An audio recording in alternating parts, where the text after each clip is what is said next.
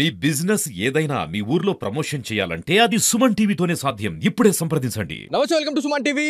Operation triangle love స్టోరీలో భాగంగా అడ్లూర్ ఎల్లారెడ్డికి సంబంధించిన పెద్ద చెరువుకైతే మనం రావడం జరిగింది. అసలు ఇక్కడికి మళ్ళీ ఎందుకు వచ్చినామంటే ఇక్కడ ప్రాపర్ ఇన్వెస్టిగేషన్ అనేది జరుగుతూ ఉంది. సో ఇక్కడికే మనం ఎందుకు వచ్చినామంటే ఎవరైతే బిక్నూర్ ఎస్ఐ అయినటువంటి సాయి కుమార్, అదేవిధంగా బీబీపేట పోలీస్ స్టేషన్లో విధులు నిర్వర్తిస్తున్నటువంటి శృతి, సో వీళ్ళిద్దరితో పాటు కంప్యూటర్ ఆపరేటర్ అయినటువంటి నిఖిల్, సో వీళ్ళు ముగ్గురు కూడా ఇక్కడికే రావడం జరిగింది. సో దాదాపు అంటే మనకి డిసెంబర్ 25 రోజు ఇక్కడ ఒక పర్సనల్ కార్లో మనకి ఏదైతే మనకి ఎస్ఐ పర్సనల్ కార్లో అయితే రావడం జరిగిందనేది మనకు పోలీస్ అధికారులు అయితే చెప్పడం జరుగుతూ ఉంది. సో ఇక్కడికే మనం ఎందుకు వచ్చినామంటే ఇక్కడ ఇది ఆత్మహత్యలా లేకపోతే హత్యలా అనే దానిపైన అయితే సుమన్ టీవీ ఒక స్టింగ్ ఆపరేషన్ చేయడానికైతే వచ్చిందని చెప్పుకోవాలి. సో ఇక్కడికి మనం రావడానికి మెయిన్ ఉద్దేశం అదే. అసలు ఆత్మహత్యలు జరిగినాయా లేకపోతే ఆత్మహత్యలని హత్యలుగా చిత్రీకరించారా, హత్యల్ని ఆత్మహత్యలుగా చిత్రీకరించారా అనే దానిపైన అయితే చాలా వరకు కూడా కామారెడ్డి ప్రజలైతే వేచి చూస్తూ ఉన్నారు. సో ఇక్కడ ఈ నియర్ బై లొకేషన్లో చాలా వరకు కూడా ప్రాపర్ ఇన్వెస్టిగేషన్ అనేది జరుగుతున్నట్టు మనకు తెలుస్తూ ఉంది. కామారెడ్డి ఎస్పీ అయినటువంటి సింధు శర్మ గారి నేతృత్వంలో ఒక ప్రత్యేక బృందంను అయితే ఏర్పాటు చేయడం జరిగింది. ఆ బృందంలో ఎవరైతే మనకి సదాశివనగర్ పిఎస్ లిమిట్లోని ఈ ఇన్సిడెంట్లో జరిగింది కాబట్టి ఇదే ఏరియా పోలీస్ అధికారులకైతే ప్రాపర్ ఇన్వెస్టిగేషన్ చేయమని చెప్పేసి ఆదేశాలు జారీ చేయడం జరిగింది.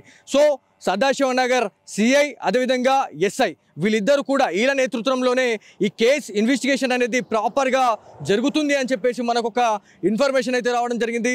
సో ఇక్కడ ఏదైతే ప్రైవేట్ వెహికల్ తీసుకొని వాళ్ళు ఇక్కడికే రావడానికి గల కారణం ఏంది? సో ఎవరైతే మనకి శృతి ఫ్యామిలీ మెంబర్స్ని మనం మాట్లాడినాం, వాళ్ళ ఫ్యామిలీ మెంబర్స్ని మాట్లాడినప్పుడు ఏదైతే గాంధారి ఎక్స్రోడ్ వరకు తను రావడం జరిగింది. సో వచ్చిన తర్వాత మళ్ళీ తను యూటర్న్ ఎందుకు అయ్యారు అంటే మళ్ళీ ఇక్కడ దాకా వచ్చిన తర్వాత తను మళ్ళీ ఎందుకు యూటర్న్ అయ్యారు, ఎందుకు అబద్ధం చెప్పాల్సి వచ్చింది? సో తల్లిదండ్రులకు అబద్ధం ఎందుకు చెప్పాల్సి వచ్చింది అనేది చాలా పెద్ద క్వశ్చన్ మార్క్ అయితే ఉంది. శృతి తల్లిదండ్రులతో మనం మాట్లాడినాం, వాళ్ళు ఏమంటున్నారంటే గాంధారి ఎక్స్రోడ్ వరకు వచ్చిన క్యాండిడేట్ ఎవరైతే ఉన్నారో తను మళ్ళీ యూటర్న్ అయింది అంటే బీబీపేట ఎస్ఐ కాల్ చేశాడా లేకపోతే బిక్నూర్ ఎస్ఐ కాల్ చేశాడా అనే దానిపైన అయితే ఇన్వెస్టిగేషన్ అనేది తేలవాల్సి ఉంది. సో దీంట్లో చాలా వరకు కూడా తిరకాసులు అనేవి కనిపిస్తూ ఉన్నాయి. సో సోషల్ మీడియా వేదికగా చాలా వరకు కూడా దుష్ప్రచారాలు జరుగుతూ ఉన్నాయి అనేది మనకి శృతి బంధువులు అయితే ఆరోపిస్తూ ఉన్నారు. ఇదంతా కూడా అంటే ఇది బయటకు వస్తున్న ఇన్ఫర్మేషన్ ఏదైతే ఉందో పోలీస్ అధికారులు చెప్పారు కాబట్టే ఇదంతా మేము చేస్తూ ఉన్నామని చెప్పేసి మీడియా ప్రతినిధులు అయితే చెప్తా ఉన్నారు. సో ఇదంతా కూడా పక్కన పెడితే ఆ ప్రైవేట్ కార్ అనేది ఇక్కడికి తీసుకొని వచ్చి పెట్టడం అసలు ఏంది? ఇంకా అంటే వాళ్ళు పైకి కూడా తీసుకెళ్ళొచ్చు. సో పైకి తీసుకోవాల్సిన టైంలో కిందనే కార్ ఎందుకు పెట్టారు అనే దానిపైన అయితే ఒక ఆలోచనలు అయితే చాలామందికి వస్తూ ఉన్నాయి. అంటే కార్లోనే వాళ్ళు మాట్లాడుకునే టైంలో చాలా వరకు కూడా గొడవ జరిగింది అన్నట్టు తెలుస్తూ ఉంది. కార్లో గొడవ జరిగిన తర్వాతనే కార్ డోర్ తీసుకున్న శృతి ఒక్కసారిగా చెరువు వైపు పరిగెత్తడం జరిగింది. పరిగెత్తిన తర్వాత తను ఆత్మహత్య చేసుకోవడానికి ప్రయత్నించింది. అంటే ఆ టైంలోనే ఏం జరిగింది అనే దానిపైన అయితే చాలా వరకు కూడా చాలామంది పోలీస్ అధికారులు కూడా వెయిట్ చేస్తూ ఉన్నారు. కార్ డోర్ తీసుకున్న తర్వాత ఒకేసారిగా తను పరిగెత్తింది అనేది మనకు ఒకటి తెలుస్తూ ఉంది. చెరువు వైపు పరిగెత్తిన తర్వాత తను సూసైడ్ అటెంప్ట్ చేసిందా లేకపోతే వీళ్ళేమైనా తరిమిర్రా అనేది కూడా ఖచ్చితంగా మనం ఆలోచించాలా. ఎందుకంటే వీళ్ళిద్దరి సమక్షంలో తిను రావడం ఏంది అంటే ఫ్యామిలీ మెంబర్స్కి తను వస్తున్నా అని చెప్పేసి అన్న క్యాండిడేట్ సడన్గా ఒక్కసారిగా తను ఈ డిసిషన్ అనేది ఎందుకు చేంజ్ చేసుకున్నారు అనే దానిపైన అయితే చాలామంది ఆశ్చర్యం వ్యక్తం చేస్తూ ఉన్నారు. ఏదైనా బెదిరింపు కాల్స్ వస్తేనే శృతి వచ్చింది అనేది ఎవరైతే మనకి శృతికి సంబంధించిన తల్లిదండ్రులు అయితే చెప్తా ఉన్నారు. సో ఏదేమైనప్పటికీ ఇదంతా కూడా లాస్ట్ ఒక కొలిక్కి వచ్చే వరకు అంటే అక్కడి వరకు వచ్చిన తర్వాత ఫైనల్గా ఒక క్వశ్చన్ మార్క్ అనేది పడుతుంది. అసలు ఏం జరిగింది అంటే వాళ్ళకి అసలు ఏముంది, అసలు కానిస్టేబుల్కి ఎస్ఐకి ఏంది పరిచయం, అదేవిధంగా కంప్యూటర్ ఆపరేటర్ అనేటువంటి నిఖిల్, సో వాళ్ళకి అసలు బాండ్ ఏంది అనేది చాలా వరకు కూడా అసలు ఏదైతే మనకి ప్రశ్నల జల్లులు అయితే కురుస్తూ ఉన్నాయి నెట్టింట. ఇదంతా కూడా ప్రాపర్ ఇన్వెస్టిగేషన్ చేయాలని చెప్పేసి అన్న తర్వాతనే సదాశివనగర్కి సంబంధించిన పోలీస్ అధికారులు ఇక్కడికి వచ్చి వాటర్ శాంపుల్స్ అయితే తీసుకొని పోవడం జరిగింది. మరి ఫోరెన్సిక్ ల్యాబ్కి తరలించారా లేకపోతే ఏంది అనే దానిపైన అయితే ఒక క్లారిటీ రావాల్సి ఉంది. ఎందుకంటే ఆత్మహత్య చేసుకునే వాళ్ళ బ్రీతింగ్ అనేది ఒక స్టైల్లో ఉంటుంది, అదేవిధంగా చంపేసి అంటే భూమి పైన ఉండగా మనం బ్రీతింగ్ తీసుకునే వేవ్ అనేది కొంత వేరే ఉంటుంది. అదేవిధంగా ఆత్మహత్య చేసుకునే టైంలో అంటే మన శ్వాస తీసుకునే విధానం అనేది చాలా వరకు కూడా తేడా ఉంటుంది అనేది మనకి కొంతమంది నిపుణులతో మాట్లాడినాం, డాక్టర్స్తో మాట్లాడినప్పుడు కూడా వాళ్ళు అదే చెప్పారు. సో ఇందులో భాగంగానే ఈ సదాశివనగర్ పోలీస్ లిమిట్ ఎవరైతే మనకి పోలీస్ అధికారులు ఎవరైతే ఉన్నారో వాళ్ళు దాదాపు 4 నుంచి 6 పోలీస్ సిబ్బంది వచ్చి ఈ వాటర్ శాంపుల్ని అయితే తీసుకొని వెళ్ళినట్టు తెలుస్తూ ఉంది. ఇదంతా అంటే కాల్ డేటా. మళ్ళీ ఇంకొక విషయం ఏంటంటే ఇక్కడ చాలా వరకు కూడా ఒక డైలమా ఉంది.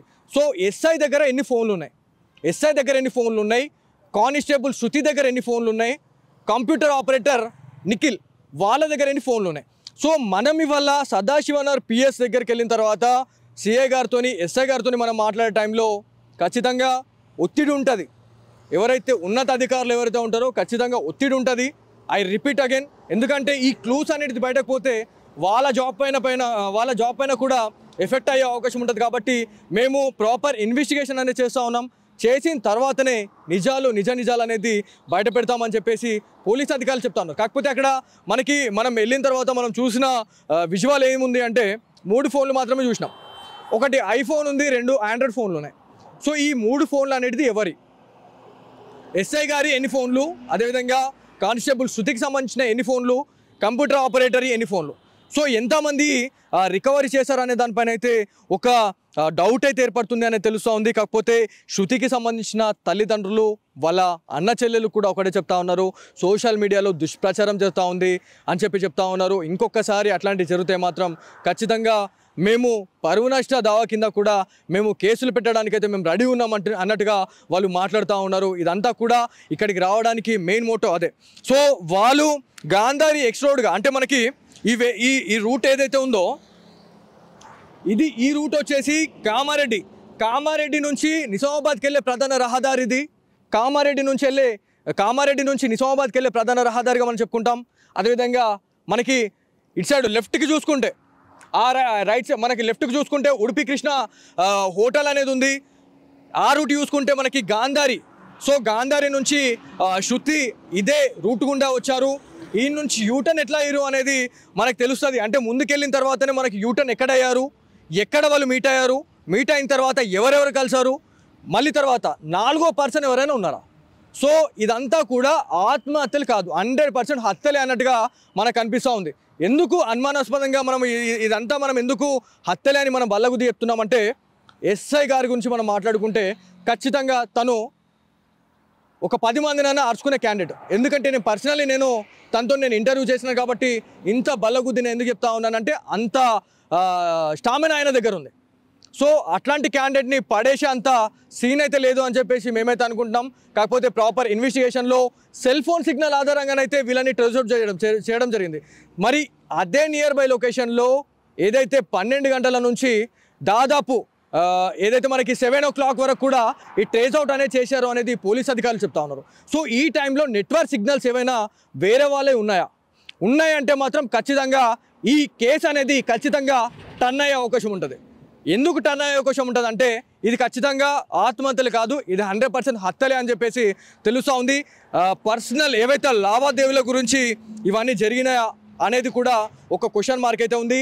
ఈ నుంచి ఇక్కడ మనకి ఈ లొకేషన్ మళ్ళీ నేను ఎందుకు చూపిస్తానంటే మనకి ఆపోజిట్లోనే HP పెట్రోల్ పంప్ ఉంది. దాంతోపాటు ఇక్కడ ఉడిపి కృష్ణ హోటల్ అని ఉంది. ఇది నిత్యం క్రౌడీగా ఉండే ప్లేస్ అండి,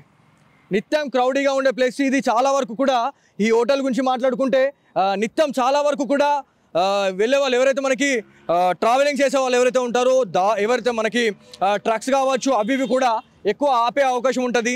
అండ్ దాంతోపాటు దానికి ఆపోజిట్లోనే ఈ లొకేషన్ ఏదైతే ఉందో ఇక్కడ మనకు ఒక బోర్డు అయితే కనిపిస్తూ ఉంది, పెద్ద చెరువు అడ్లూర్ ఎల్లారెడ్డి అని చెప్పేసి ఉంది. ఇక్కడ కూడా మ్యాక్స్ కార్లు అయితే పార్కింగ్ చేసుకునే అవకాశం ఉంటుంది అన్నట్టు మనకు అనిపిస్తూ ఉంది. కాకపోతే ఏ టైంలో వాళ్ళు వచ్చారు, ఈ నుంచి ఈ వెహికల్ అనేది ఇట్లా వచ్చి ఉందండి. శృతి అక్కడి నుంచి వచ్చింది, శృతిని ఎక్కడ రిసీవ్ చేసుకున్నారు అనేది చాలా పెద్ద క్వశ్చన్ మార్క్. దాంతోపాటు ఎవరైతే బిక్నూర్ ఎస్ఐ అయినటువంటి సాయి కుమార్, దాంతోపాటు కంప్యూటర్ ఆపరేటర్ అయినటువంటి నిఖిల్, అండ్ దాంతోపాటు మనకి బీబీపేట్లో కానిస్టేబుల్గా ఉన్నటువంటి శృతి, వీళ్ళు ముగ్గురు కూడా ఇదే వేలో కార్లో ఇట్లా వెళ్ళారు. ఈ నుంచి దాదాపు ఒక 200 మీటర్ లోపలికి వెళ్ళారండి. 200 మీటర్ లోపలికి వెళ్ళారు. ఈ నుంచి స్టార్ట్ అయిందా లొల్లి, మరి ఎక్కడి నుంచి స్టార్ట్ అయింది గొడవ అనేది మనం పక్కన పెడితే మాత్రం దాదాపు 200 రేడియస్లో ఇదంతా కూడా జరిగినట్టు మనకు తెలుస్తూ ఉంది. అక్కడ ఆ లొకేషన్కి అయితే వెళ్దాం మనం. ఖచ్చితంగా ఆ లొకేషన్కి వెళ్తే మనకు అక్కడ వాళ్ళు కార్ అక్కడే ఆపాల్సిన అవసరం ఏముంది? పోవాలనుకుంటే పైన కూడా పోవాలా, పైన పోయి ఆడ కార్ పార్కింగ్ చేసుకోవచ్చు. ఎందుకంటే నేను ఎందుకు చెప్తున్నానంటే అక్కడ ఏవైతే డిపార్ట్మెంట్కి సంబంధించిన కొన్ని కార్లు కూడా ఏవైతే మనకి ఇనోవా క్రిస్టాస్ కావచ్చు, అవి కూడా పెద్ద పెద్ద వెహికల్స్ అనేవి మనకి పైన యూటర్న్ అయినాయి. అంటే మనకి యూటర్న్ చేసుకోవడానికి విసులుబాటు ఉంది. కాకపోతే వెహికల్ ఎందుకు కింద పెట్టి వాళ్ళు వెళ్ళారు అనేది చాలా పెద్ద క్వశ్చన్ అయితే ఉంది. సో పోదాం ఒకసారి అక్కడ ఒకసారి వెళ్ళేసి చూద్దాం అక్కడ.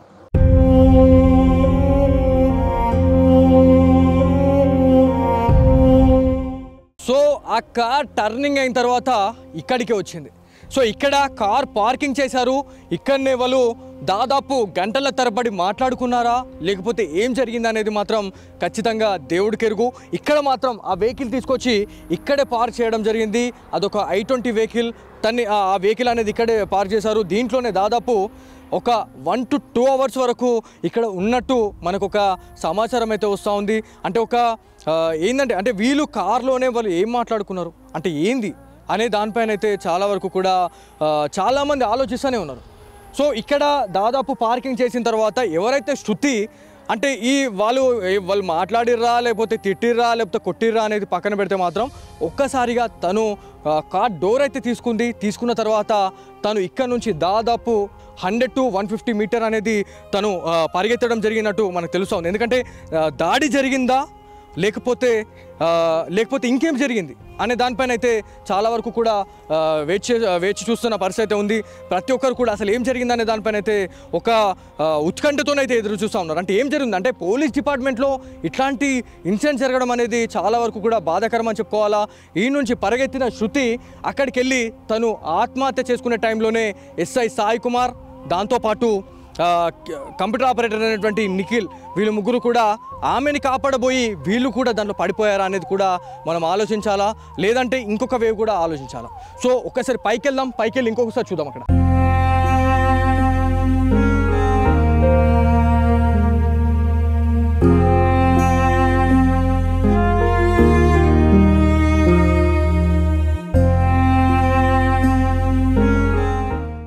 సో అడ్లూరు ఎల్లారెడ్డి పెద్ద చెరువుకి సంబంధించిన సమీప ప్రాంతంలోనే ఉన్నాము. కార్ అక్కడ పార్క్ చేసి పెట్టారు. దాదాపు 150 మీటర్ అనేది శృతి రన్ చేసుకొని వచ్చిందా, లేకపోతే కొట్టిన తర్వాత చంపేసి పడేశారా అనేది కూడా ఒక మిస్టరీగానే ఉంది. ఎవరైతే శృతి కుటుంబీకులతో మనం మాట్లాడినప్పుడు శృతి కుటుంబీకులు ఒకటే చెప్తా ఉన్నారు, కొట్టి మరి తన్ని ఆత్మహత్య చేసుకున్నట్టు చిత్రీకరించారు అనేది మనకు శృతి బంధువులు అయితే చెప్తా ఉన్నారు. తల్లితో మాట్లాడిన అదే మాట్లాడుతున్నారు, తండ్రితో మాట్లాడిన అదే మాట్లాడుతూ ఉన్నారు, వాళ్ళ సొంత తమ్ముడితో మాట్లాడినా కూడా వాళ్ళు అదే చెప్తా ఉన్నారు. ఎందుకంటే శృతి ఒంటిపైన అయితే గాయాలు ఉన్నాయనేది మనకి వాళ్ళు చెప్తా ఉన్నారు. సో ఇక్కడ ఈ నుంచి శృతి పరిగెత్తుకుంటూ ఇక్కడ ఈ సమీపంలో ఉన్నటువంటి చెరువు, ఇది దాదాపు చాలా లోతుగా ఉండే చెరువుగా మనకి చెప్తా ఉన్నారు. ఇక్కడ దాదాపు 200 ఎకరాల విస్తీర్ణంలో ఈ చెరువు అయితే ఉంటుంది. మరి తను రావడము ఇక్కడ నుంచి తను లోపల అంటే ఈ చెరువులో దుంకి చనిపోయిందా, లేకపోతే ఏం జరిగింది అనేది ఖచ్చితంగా ఒక క్వశ్చన్ మార్క్ అండి. ప్రతిసారి కూడా మనం మీడియా దాకా వస్తున్నాం, అసలు మనకి ఏం చెప్పాలో కూడా అర్థమవుతలే. అంటే కొట్టి చంపేశారా, లేకపోతే ఆత్మహత్య చేసుకున్న టైంలో ఒకరినొకరు వాళ్ళు కాపాడుకునే టైంలో ఇదంతా జరిగిందా అనేది మాత్రం చాలా మిస్టరీగానైతే ఉంది. ఎవరైతే పోలీస్ అధికారులు వచ్చిన వాళ్ళు ఎవరైతే ఉన్నారో ఇక్కడ నుంచి వాళ్ళు వాటర్ శాంపుల్స్ని అయితే తీసుకొని వెళ్ళినట్టు మనకు తెలుస్తూ ఉంది. ఇక్కడ దాదాపు ఇక్కడ ఇది వెళ్ళినట్టు మనకు ఒక ఇన్ఫర్మేషన్ అయితే ఉంది. మొబైల్ ఫోన్స్ అనేది ఇక్కడనే వాళ్ళు పోలీస్ అధికారులు అయితే వాళ్ళు స్వాధీనం చేసుకున్నట్టు తెలుస్తూ ఉంది. ఎస్ఐ గారికి సంబంధించిన 2 ఫోన్లను మాత్రం సెల్ ఫోన్స్ ఏవైతే ఉన్నాయో అవి పాకెట్లోనే ఉన్నాయి. మరి వాళ్ళిద్దరు మొబైల్స్ ఇక్కడ అంటే ఒడ్డు పైన ఉంటాయి, అంటే మనకి ఈ చెరువు కట్ట పైన ఉంటే మరి ఆయన ఫోన్లు అనేది మరి ఆయన ఎందుకు తీసుకొని వెళ్ళిండు? అంటే ఇక్కడ ఏమైంది అంటే ఇక్కడ ఆత్మహత్య జరిగిందా లేకపోతే వాళ్ళని రెస్క్యూ చేసే టైంలో సాయి కుమార్ అదే వాటర్లో మునిగిపోయి చనిపోయాడా లేకపోతే ఎవరైనా కొట్టేసి తనను కూడా వాటర్లో నూకేసి చంపేశారా అనేది కూడా ఖచ్చితంగా పోలీస్ ఇన్వెస్టిగేషన్లో ప్రాపర్గా తేలాల్సిన అవసరం ఎంతైనా ఉంది. చాలా వరకు కూడా ఈ ఇన్వెస్టిగేషన్లో భాగంగా మనమైతే ఒక స్పెషల్ ఫోకస్ అయితే పెట్టడం జరిగింది. ఎందుకంటే ఎస్ఐ సాయి కుమార్ గారితో మనం ఇంటర్వ్యూ చేసినప్పుడు నేను పదే ఎందుకు చెప్తా ఉన్నా అంటే ఆయన ఆత్మహత్య చేసుకునే పిరికివాడు కాదు అని చెప్పేసి మనకి తనే చెప్పడం జరిగింది. దాంతోపాటు శృతికి సంబంధించిన కుటుంబీకులతో కూడా నేను మాట్లాడితే ఎవరైతే బిక్నూర్ ఎస్ఐ అయినటువంటి సాయి కుమార్ అదేవిధంగా నిఖిల్ వాళ్ళిద్దరు గురించి కూడా వాళ్ళు బ్యాడ్గా చెప్తారని నేను అనుకున్నా. కాకపోతే వాళ్ళు చాలా వరకు కూడా పాజిటివ్గా చెప్పినట్టు మనకి పాజిటివ్గానే చెప్పారు. సో అసలు ఏంది అనే దానిపైన అయితే మేము ఒక్కసారిగా అక్కడికి వెళ్ళిన తర్వాత హవాకి అయిపోయినాం. కాకపోతే ఇక్కడ ఇదంతా ఏం జరిగింది అనే దానిపైన అయితే ఒక ప్రాపర్ ఇన్వెస్టిగేషన్ అయితే చేస్తూ ఉన్నారు పోలీస్ అధికారులు. ఆ టైంలో అంటే దాదాపుగా ఎన్ని గంటలు ఇక్కడ ఈ చెరువు కట్టే ప్రాంతంలో వాళ్ళు ఎన్ని గంటలు ఉన్నారు, ఇక్కడ ఇంకా వేరే సెల్ ఫోన్ సిగ్నల్స్ ఏమైనా ఉన్నాయా, లేకపోతే వీళ్ళని ఎవరైనా కొట్టేసి దానిలో పడేశారా, లేకపోతే మాట్లాడే టైంలోనే వాళ్ళని తోసేసి చంపేశారా అనే దానిపైన కూడా ఒక ఉత్కంఠ అయితే ఏర్పడుతుంది అన్నట్టు మనకు తెలుస్తూ ఉంది. ఇప్పటికే పోలీస్ అధికారులు ఇక్కడికి రావడం జరిగింది. వచ్చిన తర్వాత 4 డైరెక్షన్లలో ఉన్నటువంటి మనకి కొంతమంది ప్రజలనైతే వాళ్ళు రమ్మన్నారు. హెచ్పి పెట్రోల్ పంప్కి సంబంధించిన వాళ్ళతో మాట్లాడారు. అదేవిధంగా ఉడిపి హోటల్కి సంబంధించిన వాళ్ళతో మాట్లాడారు. అసలు ఏమైంది అనే దానిపైన అయితే వాళ్ళతో కూడా ఒక ప్రాపర్గా మాట్లాడుతున్న సిచ్యువేషన్ అయితే ఉంది. సో వాళ్ళ దగ్గర నుంచి నేమ్స్ కలెక్ట్ చేశారు, మొబైల్ నంబర్స్ అయితే కలెక్ట్ చేసినట్టు మనకు పోలీస్ అధికారులు మీకు విజువల్స్ చూడొచ్చు. వాటర్ శాంపుల్ తీసుకున్న తర్వాత వాళ్ళతో మాట్లాడుతూ ఉన్నారు. ఇదంతా కూడా ఏం జరిగింది అనే దానిపైన అయితే పూర్తిగా చాలా సీరియస్గా అయితే ఈ ఇన్వెస్టిగేషన్ చేస్తున్నట్టు మనకి పోలీస్ అధికారులు అయితే చెప్తా ఉన్నారు.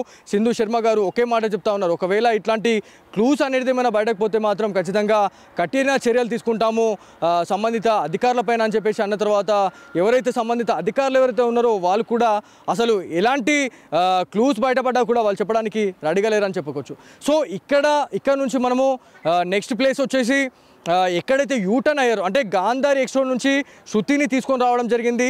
శృతిని తీసుకొచ్చిన తర్వాత ఇదే రూట్ అండి, గాంధారి ఎక్స్ రోడ్కి వెళ్ళే ప్రధాన రహదారి, అదేవిధంగా గాంధారి ఎక్స్ రోడ్ నుంచి కామారెడ్డికి వెళ్ళే ప్రధాన రహదారిగా మనం చెప్పుకుంటా ఉన్నాము.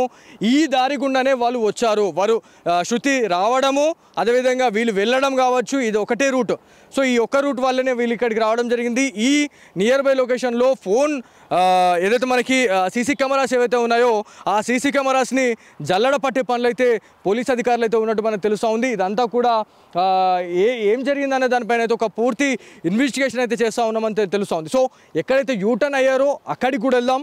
ఎవరైతే ఇంకొక ఇన్ఫర్మేషన్ ఏంటంటే మన సాయి కుమార్ అదేవిధంగా నిఖిల్ వీళ్ళిద్దరు కూడా ఒక దాబా దగ్గర ఆగి వాళ్ళు భోజనం చేశారు అన్నట్టుగా ఒక ఇన్ఫర్మేషన్ అయితే వచ్చింది. ఆ దాబాకి సంబంధించిన నేమ్ అయితే నేను ఎక్స్పోజ్ చేయను, ఎందుకంటే అది ఖచ్చితంగా కాన్ఫిడెన్షియల్గానే ఉంచాలా. ఎందుకంటే అక్కడ సీసీ కెమెరా ఫుటేజ్ ఉన్నా కూడా ఒకవేళ మన నెట్వర్క్ని యూజ్ చేసి గోల్మాల్ చేసిన అంటే గోల్మాల్ చేసే సిచ్యువేషన్స్ ఉంటాయి. కాబట్టి మనం డైరెక్ట్ వెళ్దాం, అక్కడికి వెళ్ళి అక్కడ ఏం జరిగింది అనే దానిపైన కూడా చూద్దాం.